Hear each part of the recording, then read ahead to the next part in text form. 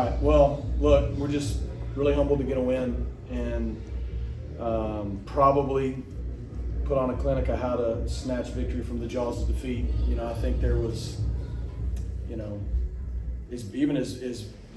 bad as the turnovers were in the first half, and still thought we had a solid half. We were in control of the game, playing good on both sides of the ball, and then thought we were settling down. And then, to start the second half, we get a stop, we get the explosive play, and then credit them. We didn't score from the 1 yard line on 4 straight plays, and probably need better play calls if those aren't going to work. So that's not on the kids, that's on me. But we got to be able to get it in. I don't remember that happening to us ever in my time here. But credit them, and that changed the game. Then they go all the way down and score. And then really the kicker was, and look, it doesn't matter. They call a personal foul because all one of our players is doing is just pulling the guy off the pile. And when you do that, it's automatic. And so now they get the ball to 15, not the 1 foot line. And they responded, but then we got to stop. I think it scored again and went up 2 scores, and still we're in a good position. And then they kept coming. And I think I told the guys there was 4 or 5 times in the last probably 10 minutes of that game that you could have just said it's not our night. They should have. They missed a field goal, but our defense held them to a field goal after one of the turnovers. Then we turn it over again. We don't even let them get any yards, so they can't kick a field goal. They punt it. Then we turn it over again.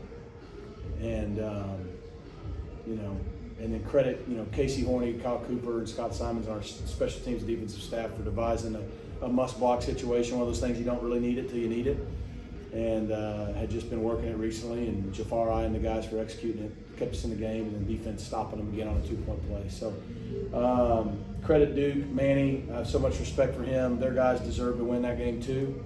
It's a shame that someone didn't, but we're very thankful to be 7-1 and 4-0. Now that you got the win, was there any moment in the aftermath of it that you just kind of had to laugh? I've not laughed. You're not laughed. No, it's not at all. I'm just smiling now. but yeah. No, honestly, I got a little bit of emotional at first because this profession's weird, and we're competitive. And trust me, you want to beat your friends probably more than anybody because it's like if you had a brother or something, right? And so you go against them, but I have so much respect for Manny and the people on that sidelines that I just was like, as soon as the incompletion was, there was no flags or anything, and I knew we won. You just kind of, man, you don't know what to say. Like, it's gut wrenching for one and relieving for the other. And then I got emotional because I was just thinking about our guys. Like, we should have lost that game 5 different times late. We should have. And if we played it 100 times, probably losing 99 of them the way the game unfolded. It just happened to be the one time. But it just is, and look, it doesn't mean you're going to win and pull it out, but our guys just kept playing. They kept fighting. Our defense kept getting stops. We kept rushing field goals. We found a way to block one. Offense scored. Defense stopped them on the 2-point play. Like, just a great lesson in resiliency and what it can do. You always say after games, you got to win the battle of turnovers. Have you ever been a part of a game as a coach or a player where the turnover battle was what it was tonight and you figured out a way to win? No, and I would have told you it's like 1940 since the last time. Someone told me 2011 was the last time a team lost by 6 turnovers and won. I've not had a 6 turnover game in my career that I'm aware of as a coach, like that we turned it over 6 times. So you do. Now, we won the explosive plays and we won the run game. We won 2 of the 3, and maybe that was the difference. But but wow, I don't know what to say. You've mentioned the defense, and I mean, they pulled off what could be looked at as kind of miracles tonight in a couple situations. I mean, it feels like week after week they're just coming up with the stops at the right time. It wasn't the takeaways tonight, but like for you in the offense, how does it feel to know that you can be in those late game situations where they could kick a game-winning field goal and they could still bail you out? Oh, it feels great. I mean, that's what a team sport's about. And that's what winning's about, and to continue to find ways to win when you're not at your best, or maybe win when another team may have outplayed you in some areas like the turnover situation. It's important. Our guys lean on each other. They don't keep score of, hey, well, offense, you turned it over 6 times tonight, so, or vice versa. I mean, look, there were times that offense was playing really well tonight in the first half and even early in the third quarter. And if we hadn't been turning it over, we might have had 35 points. And our defense allowed a 90-something yard drive and an 80-something yard drive, and everybody just keeps playing.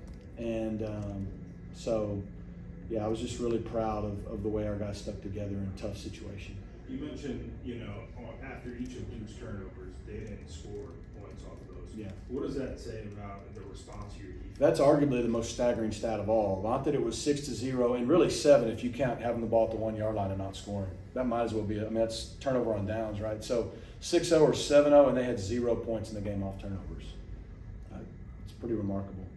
So, yeah, that's why you keep playing every play. Play the next play. The injuries you guys also overcame, Yeah. Jake Bailey, Justin Osborne, Brandon Maizono.